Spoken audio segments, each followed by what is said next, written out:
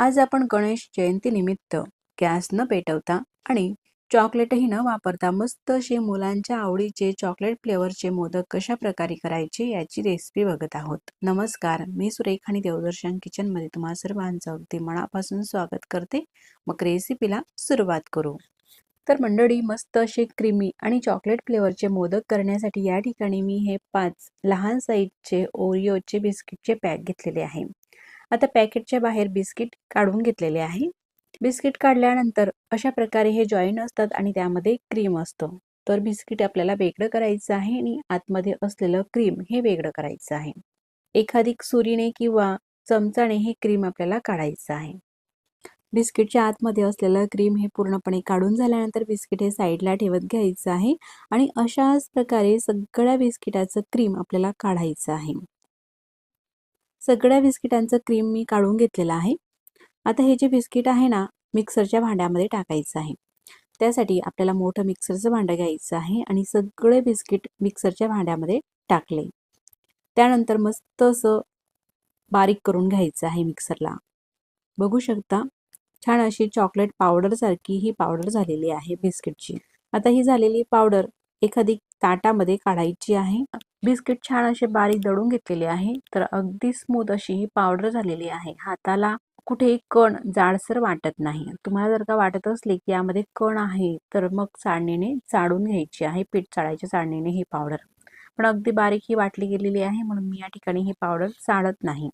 त्यानंतर बिस्किटच्या आतमध्ये असलेलं क्रीम सुद्धा आपण हे वेगळं काढलेलं होतं। आता त्या क्रीम मध्ये साधारण 3 ते 4 चमचे मिल्क पावडर टाकायची आहे। यासोबतच तुम्ही डेसिकेटेड कोकोनट सुद्धा वापरू शकता किंवा अगदी बारीक चिरून घेतलेले ड्रायफ्रूट सुद्धा टाकू शकता यामध्ये। नाही तर अशा प्रकारे फक्त मिल्क पावडर टाकून सुद्धा हा गोळा करायचा आहे। मी फक्त या ठिकाणी मिल्क पावडर टाकून अशा प्रकारे घट्टसर हा गोळा करून घेतलेला आहे।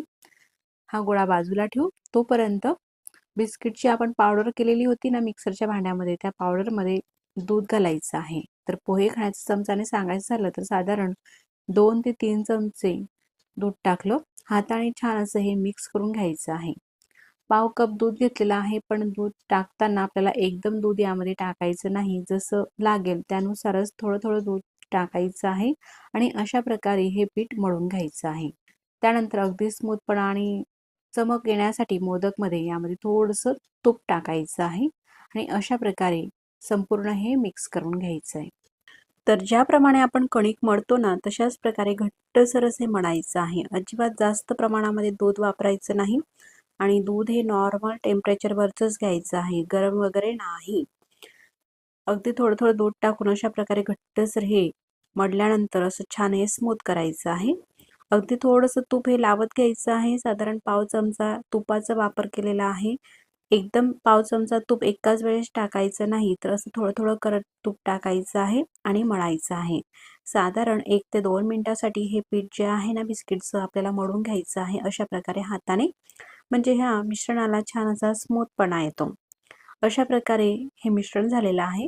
बघू शकता, हे चॉकलेट फ्लेवरचं आणि हे क्रीम फ्लेवरचं व्हाईट। सोबतच अगदी थोडंसं तूप घ्यायचं आहे। त्यानंतर मोदकचा साचा घ्यायचा आहे। साच्याला अगदी थोडंसं तूप लावायचं आहे। सर्व बाजूंनी तूप लावलेलं आहे। त्यानंतर साचा हा बंद करायचा आहे। अशा प्रकारे हे मिश्रण घ्यायचं आहे। असा हा लहान साईजचाच गोळा घ्यायचा आहे यानुसार। त्यानंतर हा घेतलेला गोळा हे मिश्रण साच्यामध्ये घालायचं आहे आणि बोटाने कडा कडायला अशा प्रकारे दाबून घ्यायचं आहे। अशा प्रकारे दाबलं ना, छान अशा कड्या उमटतात मोदकवरती। त्यानंतर अगदी छोटासा गोळा घ्यायचा आहे व्हाईट क्रीमचा आणि आतमध्ये होल आहे। त्या होलमध्ये अशा प्रकारे थोडासा लांबट हा गोळा करायचा आहे आणि व्यवस्थित असा दाबून घ्यायचा आहे यानुसार।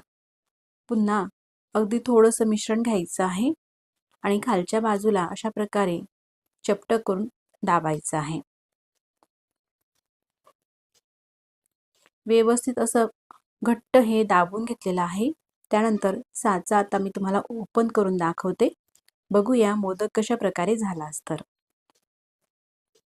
पाहू शकता, मोदकाला काय मस्त अशी चमक आलेली आहे आणि अजिबात गॅस न पेटवता अगदी झटपट मुलं सुद्धा करू शकतील एवढ्या सोप्या पद्धतीचे हे मोदक आज आपण करत आहोत आणि मुलांच्या तर अतिशय आवडीचे. मुलांना आवडतात म्हणून गणपती बाप्पांना तर नक्कीच हे मोदक आवडणार आहे. किती छान असा हा मोदक दिसत आहे ना. अशाच प्रकारे सगळे हे मोदक मी करून घेतलेले आहे. अगदी भरावर होतात आणि झटपट होतात.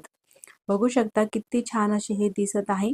कुठल्याही प्रकारचं जास्तीचं साहित्य नाही आणि बनवायला सुद्धा सोपे हे मोदक आहे. तेवढेच चवीला सुद्धा छान असे लागतात.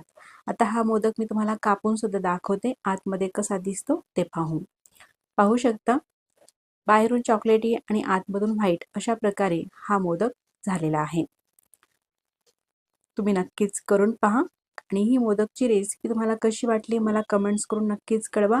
व्हिडिओ आवडला असेल तर व्हिडिओला लाईक करा. चॅनलवरती तुम्ही नवीन असाल तर चॅनलला सबस्क्राईब करा. आधी सबस्क्राईब केले असतील तर मनापासून धन्यवाद. मग पुन्हा भेटू नवीन छानशा अशाच रेसिपीसोबत. तोपर्यंत नमस्कार.